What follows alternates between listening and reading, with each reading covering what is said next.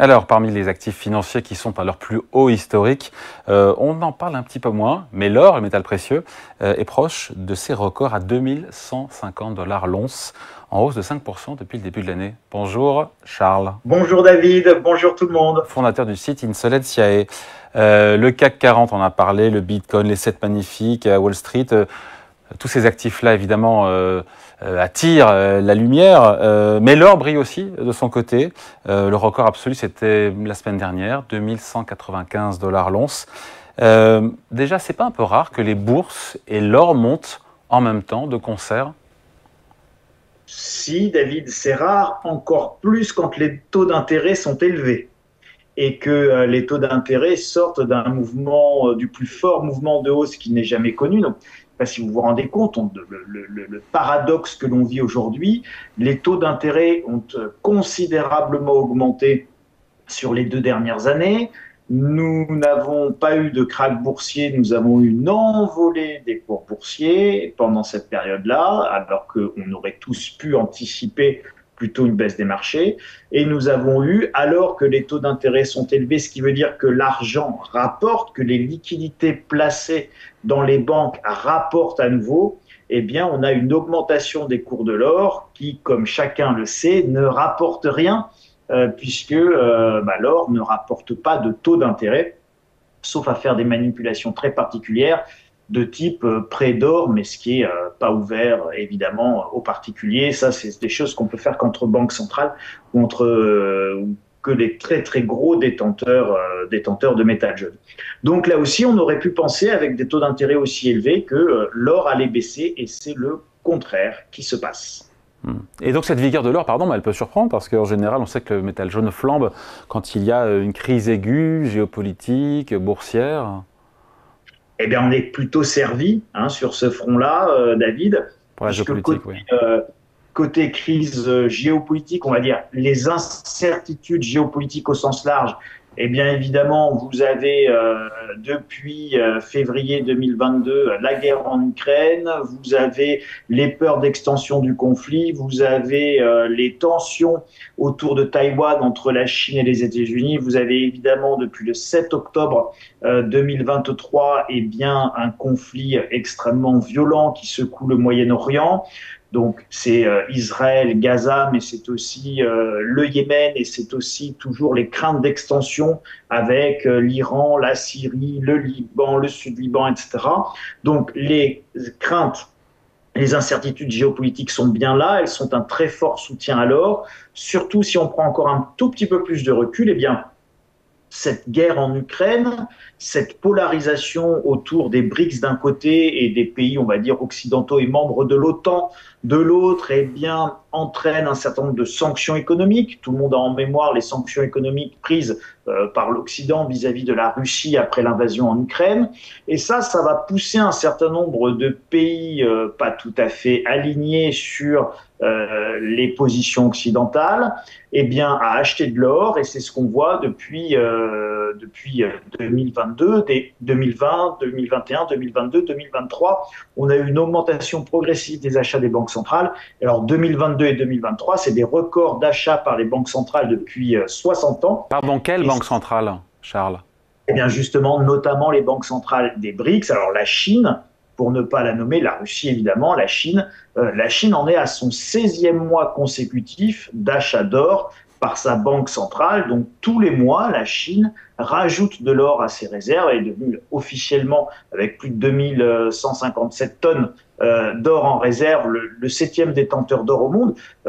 Beaucoup soupçonnent que c'est beaucoup plus. La Chine pousse également sa population à acheter de l'or et à investir dans l'or. Et pourquoi? Parce que l'or va permettre évidemment des échanges ou de garantir des échanges en dehors de l'utilisation du dollar. Donc c'est également une protection pour certains pays contre ce qu'on appelle l'extraterritorialité du droit américain, quand les États-Unis utilisent l'utilisation de leur dollar comme une arme politique et juridique contre les entreprises ou les États qui ont utilisé le dollar comme ils ne souhaitaient pas qu'il le soit. Typiquement, on n'a pas le droit aujourd'hui de commercer avec la Russie qui est sous embargo et sous sanctions économiques. Et donc, si la Chine commerce avec la Russie en utilisant du dollar, eh bien, la Chine va risquer des sanctions et les entreprises chinoises vont risquer des sanctions. C'est ça qu'on appelle l'extraterritorialité. Et ici, le métal jaune a évidemment toute son utilité dans les échanges intra-pays pour échapper aux sanctions américaines potentielles. Dans cette hausse de l'or, depuis le début de l'année, même l'an dernier, proche des plus hauts historiques, je ne sais pas si on peut distinguer quelle est la part de la dimension, on va dire, spéculative, parce qu'il y en a toujours une, et la dimension financière, géopolitique. Alors, je crois aujourd'hui, David, qu'on n'a clairement pas de spéculation sur l'or au moment où nous parlons. Nous avons une lame de fond qui est d'une force exceptionnelle, avec des achats qui n'ont jamais été aussi importants par les banques centrales depuis 60 ans. Donc là, on parle vraiment de flux. On parle d'offres et de demandes. On parle de flux physiques. Donc vous avez une offre, vous avez une demande qui est extrêmement forte et une offre justement qui n'est pas aussi extensible que ça. Donc vous avez là une raison fondamentale qui n'a rien à voir avec la spéculation. Vous avez également des incertitudes liées justement à l'inflation et au taux d'intérêt. Si les banques centrales baissent les taux d'intérêt pour rendre l'endettement des États notamment supportable, je vous rappelle qu'avec 3 000 milliards en France, c'est un peu plus encore, hein, mais arrondissons à 3 000 milliards de dettes pour la France, à 5% de taux d'intérêt, si les taux restaient à peu près là où ils sont, allez, on va dire 4%, on parle de 120 milliards d'euros par an, rien que pour payer les intérêts de la dette en France. Donc c'est totalement intenable, c'est pas plus tenable pour l'Italie, c'est pas plus tenable pour les États-Unis. Pardon, je coupe Charles, les taux sont à moins de 3 aujourd'hui, pardon, sur le 10 ans français. On est heureusement pas à 4, encore moins à 5.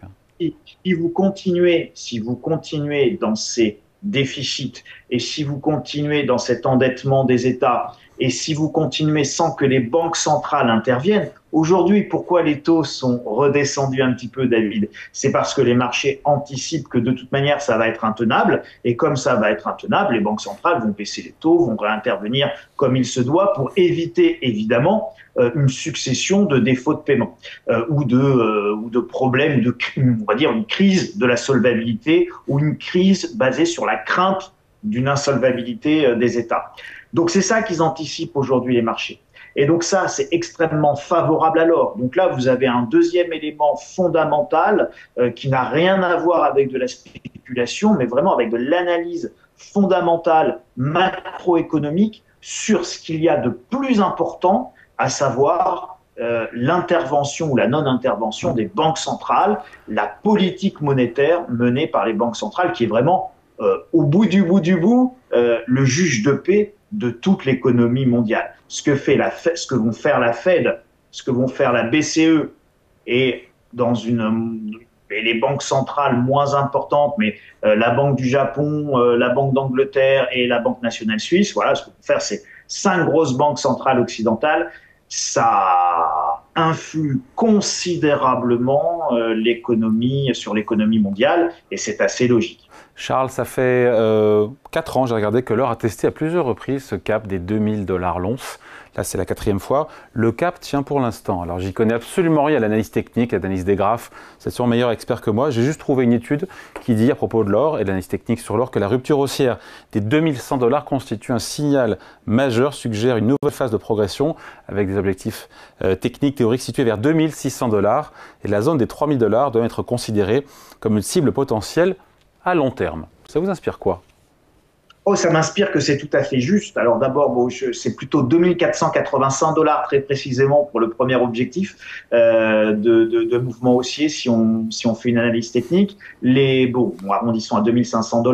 Les 3000 $, c'est évidemment un vieil objectif qui avait été donné et indiqué depuis des années et qui serait tout à fait cohérent avec la création monétaire que nous connaissons depuis des années et avec cette politique des taux d'intérêt d'abord bas, puis qui sont devenus négatifs, puis qui ont remonté avec l'inflation, mais qui sont attendus à nouveau en baisse en raison de ce que je vous disais, hein, qui était la solvabilité des États et la soutenabilité du niveau d'endettement. Si nous allons vers une baisse importante et significative des taux d'intérêt dans les mois qui viennent, eh bien, il est évident que nous allons connaître un réajustement, c'est pas un emballement aussi, hein, c'est un réajustement de l'or par rapport à ses fondamentaux économiques, toujours sur fond de partition du monde en termes géopolitiques, donc avec des achats très importants des banques centrales. Des achats des banques centrales, des BRICS qui sont très importants, ne peuvent pas laisser les banques centrales occidentales totalement insensibles à ces achats. Et donc, les banques centrales d'ailleurs occidentales sont tellement pas insensibles qu'elles ne vendent plus leurs réserves d'or, ce qu'on avait vu pendant des années. Ça fait 15 ans, souvenez-vous, Nicolas Sarkozy qui avait vendu 600 tonnes d'or des réserves de la Banque de France. Donc, pendant des années, les banques centrales occidentales ont été vendeuses, elles ne le sont plus. Donc oui, on a un boulevard et une autoroute vers les 3000 $ l'once. Allez, point de vue signé Charles Sana, fondateur du site Insolencia. Merci Charles, salut, bonne semaine. Merci David, merci à tout le monde.